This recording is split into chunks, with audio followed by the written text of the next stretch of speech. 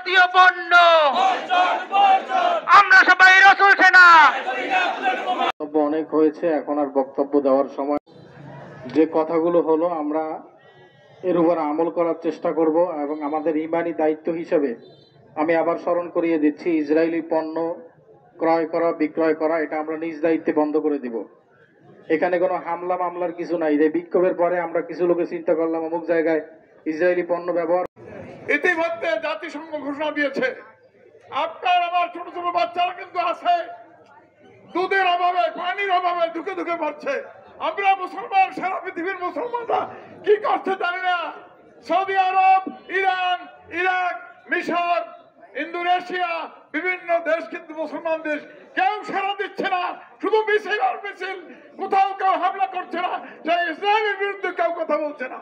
আমার অনুরোধ, আমরা আল্লাহর কাছে কান্নাকাটি করবো, আমাদের শিশুর মুখের দিকে তাকাইয়া, আমাদের পিতা মাতার মুখের দিকে তাকাইয়া আমরা এইভাবে আল্লাহর কাছে প্রার্থনা করবো, আল্লাহ তাদেরকে হেফাজত করো, আল্লাহ তাদেরকে তুমি রহমত করো, আল্লাহ এই হেদায়েত করো এদেরকে। সংক্ষিপ্ত আমি দুটো কথা বলতে দাঁড়াইছি।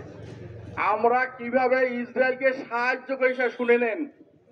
আপনারা পেপসি সুন্দর মতো পান করেন, পেপসিতে কি আপনারা জানেন না? পেপসিতে হয় আপনারা জানেন না, ইসরায়েলের মানির নাম হলো যে পেনি। এটা পেনি, পেপসি থেকে P in penny save for Israel, ও নামের মধ্যেই ওরা আমরা টাকা দেয় হেঁটে করে আমাদের বুকে আবার গুলি করে।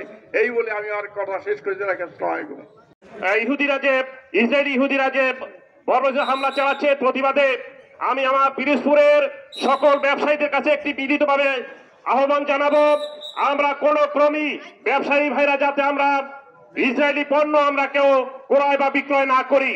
আমি আমাদের সাংবাদিকদের মাধ্যমে সমস্ত বাংলাদেশের ব্যবসায়ীদের কাছে আমি আকুল আবেদন জানাবো, কোন রকম আমরা ইসরায়েলি পণ্য আমরা ক্রয় ও বিক্রয় না করি। আমরা এটা আমাদের ইমানি দায়িত্ব পালন করি।